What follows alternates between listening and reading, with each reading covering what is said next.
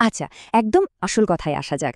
Google ম্যাপের rank করার পুরনো নিয়মগুলো নিয়ে যদি এখনও পড়ে থাকা হয় তাহলে একদম সময় নষ্ট। গুগল খেলার নিয়মটাই পুরোপুরি বদলে দিয়েছে, আর যা মাত্র কয়েক বছর আগেও কাজ করত তা এখন বলতে গেলে একেবারেই অকেজো। এই পুরো ব্যাপারটাকে আমরা ৫টা ভাগে ভাগ করে দেখব। প্রথমে আমরা বুঝব কেন পুরনো এসইও কৌশলগুলো এখন আর কোনো কাজে আসছে না। এরপর আমরা একটা নতুন ৩ ধাপের রোডম্যাপ দেখব, যা সত্যি ফল দেয়। আমরা লেজি র্যাঙ্কিং নামে একটা দারুণ শক্তিশালী কৌশল কিভাবে প্রয়োগ করতে হয় তা শিখব। কিছু উন্নত কৌশল নিয়েও আলোচনা করব, আর সবশেষে দেখব কিভাবে এআই আমাদের গোপন অস্ত্র হয়ে উঠতে পারে। সবার আগে এটা বোঝা দরকার যে সমস্যাটা ঠিক কতটা সিরিয়াস। এটা কিন্তু ছোটখাটো কোনো পরিবর্তন না, পুরো খেলার নিয়মটাই পাল্টে গেছে। যা গতকাল পর্যন্ত দারুণ কাজ করত সেটাই আজ প্রতিযোগিতায় অনেকখানি পিছিয়ে দিতে পারে। এই স্লাইডটা দেখলেই পুরো ছবিটা পরিষ্কার হয়ে যাবে। বাঁদিকে দেখুন, এটা ছিল ২০১৭ থেকে ২০২৩-এর দুনিয়া। মানে সাধারণ কিছু সিগন্যাল, স্প্যামে ভর্তি সাইটেশন আর সাদামাটা কন্টেন্ট দিয়ে কাজ চলে যেত। কিন্তু এখন ডানদিকে তাকান, ২০২৫ এবং তার পরে গুগল খুঁজছে আসল কর্তৃত্ব আর বিশ্বাস। গুগল এখন আর হাজারটা স্প্যামি ডিরেক্টরি দেখতে চায় না, তার দরকার হাই ট্রাস্ট বা উচ্চ বিশ্বস্ততার প্ল্যাটফর্মে উল্লেখ। আর এআই এর কারণে তো কন্টেন্টের বন্যা বয়ে যাচ্ছে, তাই গুগলের অ্যালগোরিদম আগের থেকে অনেক অনেক বেশি স্মার্ট হয়ে গেছে। তাহলে এই ট্রাস্ট সিগন্যাল জিনিসটা আসলে কি? খুব সহজ করে বললে এগুলো হলো বাস্তব দুনিয়ার সেই সব প্রমাণ যা গুগল ব্যবহার করে এটা বোঝার জন্য যে একটা ব্যবসা সত্যি আসল এবং বৈধ। একটু ভাবুন তো, রেডিটের কোনো আলোচনায় কি ব্যবসার নামটা এসেছে? স্থানীয় চেম্বার অফ কমার্সের সদস্যপদ আছে কি? ব্যাপারটা এখন শুধু ওয়েবসাইটে কি লেখা আছে তা নিয়ে নয়, বরং বাস্তব জগতে ব্যবসার সুনামটা কেমন সেটা নিয়ে। তো সমস্যাটা তো বোঝা গেল। এখন তাহলে সমাধান কি? চলুন এবার সেটাই দেখি। এটা কিন্তু শুধু আর একটা থিওরি না, এটা একটা নতুন, একদম আধুনিক একটা ফ্রেমওয়ার্ক যা আজকের এই কঠিন পরিবেশে সফল হতে সাহায্য করবে। এই নতুন স্ট্র্যাটেজিটা আসলে খুবই সহজ, মাত্র ৩টা ধাপে ভাগ করা। প্রথমটা হলো লেজি র্যাঙ্কিং। এটা হলো একদম শুরু করার জন্য একটা দ্রুত এবং শক্তিশালী ধাপ। দ্বিতীয়টা হলো ম্যাপ পর্যবেক্ষণ, যেখানে আমরা ডেটা দেখে ঠিক করি যে এর পর কি করতে হবে। আর ৩ নম্বরটা হলো প্রাসঙ্গিকতা তৈরি, যেখানে আমরা ওই ডেটার উপর ভিত্তি করে আরও উন্নত কৌশল প্রয়োগ করি। আর এই প্রথম ধাপটা যে কতটা পাওয়ারফুল সেটা এই কথাটা শুনলেই বোঝা যাবে। একবার ভেবে দেখুন, ৭০ থেকে ৮০% ক্ষেত্রে শুধু এই একটা ধাপই যথেষ্ট, মানে আর কিছুই করার দরকার পড়ে না।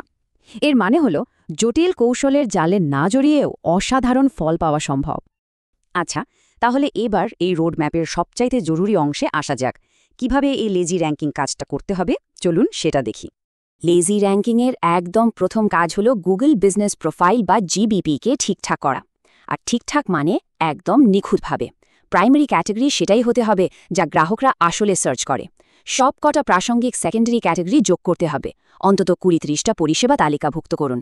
প্রোফাইলের প্রত্যেকটা অংশ পূরণ করতে হবে, একটাও বাদ দিলে চলবে না। প্রতি সপ্তাহে পোস্ট, জিও ট্যাগ করা ছবি আর প্রত্যেকটা রিভিউয়ের উত্তর দেওয়া, এগুলো মাস্ট, কোনো অজুহাত চলবে না। দ্বিতীয় ধাপে হোম পেজটাকে জিবিপির সাথে একসুরে বাঁধতে হবে। মানে ওয়েবসাইটের টাইটেল, H1 ট্যাগ সবকিছু যেন জিবিপির প্রাইমারি ক্যাটাগরি আর শহরের নামের সাথে একদম মিলে যায়। নাম, ঠিকানা আর ফোন নম্বর, এই ৩টে জিনিস যেন এক চুলো এদিক ওদিক না হয়। জিবিপি ম্যাপটা সরাসরি পেজে এমবেড করতে হবে। আর একটা বিশেষ কোড, যাকে বলে লোকাল বিজনেস স্কিমা, সেটাও যোগ করতে হবে যাতে গুগল সহজেই সব তথ্য বুঝে নিতে পারে। আর লেজি র্যাঙ্কিংয়ের শেষ ধাপটা হল হাই ট্রাস্ট সাইটেশন। পুরনো দিনে সেই স্প্যামি ডিরেক্টরিগুলোর কথা একদম ভুলে যেতে হবে। এখন ফোকাস করতে হবে সেই সব জায়গায় যেখানে ভেরিফিকেশন লাগে, যেমন অ্যাপল ম্যাপস বা being for business. Are being কিন্তু এখন বিশেষভাবে জরুরি, কারণ চ্যাটজিপিটি তার সার্চের জন্য বিংয়ের ডেটা ব্যবহার করে। এটা কিন্তু ভবিষ্যতের জন্য একটা বিরাট ইঙ্গিত। তো লেজি র্যাঙ্কিংয়ের কাজ শেষ, কিন্তু এখানেই শেষ নয়। এরপর কি? এখন আমরা শিখব র্যাঙ্ক ম্যাপের ডেটা দেখে কিভাবে পরের চালটা ঠিক করতে হয়। লেজি র্যাঙ্কিং তো করা হলো, এখন সবচাইতে বড় প্রশ্নটা হলো র্যাঙ্ক ম্যাপটা কি বলছে, কারণ এই ডেটাই বলে দেবে যে এরপর কি করতে হবে। এখানে মূলত দুটো ঘটনা ঘটতে পারে। সিনারিও এ, ম্যাপের বেশিরভাগটাই সবুজ। এর মানে সমস্যাটা হলো জিওগ্রাফিক রিলেভেন্সের। গুগল জানে যে ব্যবসাটা কি করে, কিন্তু কোন কোন এলাকায় করে সে ব্যাপারে নিশ্চিত নয়। এর সমাধান হলো যে জায়গাগুলোতে র্যাঙ্ক দুর্বল সেগুলোর জন্য টার্গেটেড কন্টেন্ট বানানো। আর অন্যদিকে সিনারিও বি, ম্যাপটা যদি লাল বা হলুদে ভরা থাকে তাহলে বুঝতে হবে সমস্যাটার টপিক্যাল রেলেভেন্সের, মানে গুগল ব্যবসাটার দক্ষতার ওপর পুরোপুরি বিশ্বাস করতে পারছে না। এর সমাধান হল কোর 30 স্ট্র্যাটেজি। এই টেবিলটা দুটো অ্যাডভান্সড স্ট্র্যাটেজিকে খুব সহজ করে বুঝিয়ে দিচ্ছে। জিওগ্রাফিক পেজগুলোর কাজ হলো ছোট ছোট নির্দিষ্ট এলাকাগুলোতে নিজেদের সার্ভিস প্রমাণ করা, আর কোর 30 পেজগুলোর কাজ হলো প্রত্যেকটা সার্ভিসের নিজেদের গভীর দক্ষতা প্রমাণ করা, যার জন্য প্রত্যেকটা সার্ভিস আর ক্যাটেগরি নিয়ে আলাদা আলাদা পেজ বানাতে হয়। এতক্ষণে হয়তো মনে হচ্ছে এত সব করা তো অনেক কঠিন কাজ, কিন্তু যদি বলি এমন একটা উপায় আছে যা দিয়ে এই পুরো জটিল স্ট্র্যাটেজিটা খুব সহজে ম্যানেজ করা যায়। 80%। হ্যাঁ, ঠিকই শুনেছেন। এই যে এত কন্টেন্ট বানানোর কাজ, এর প্রায় 80%ই কিন্তু এখন এআই করে দিতে পারে। ভাবছেন কিভাবে? দেখুন, এআই আপনার জন্য কোর 30 পেজগুলো লিখে দিতে পারে, জিওগ্রাফিক পেজগুলোর একটা কাঠামো বানিয়ে দিতে পারে, এমনকি সঠিক ইন্টারনাল লিঙ্কও বসিয়ে দিতে পারে।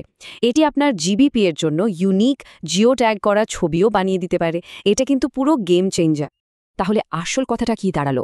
মূল ব্যাপারটা কিন্তু কোনো ধরাবাঁধা নিয়ম মেনে চলা নয়, বরং র্যাঙ্ক ম্যাপ যে ডেটা দেখাচ্ছে সেটার উপর ভিত্তি করে নিজের স্ট্র্যাটেজিকে বদলে ফেলা। এই ডেটা ভিত্তিক সিদ্ধান্ত নেওয়াই কিন্তু এখন সাফল্যের আসল চাবিকাঠি।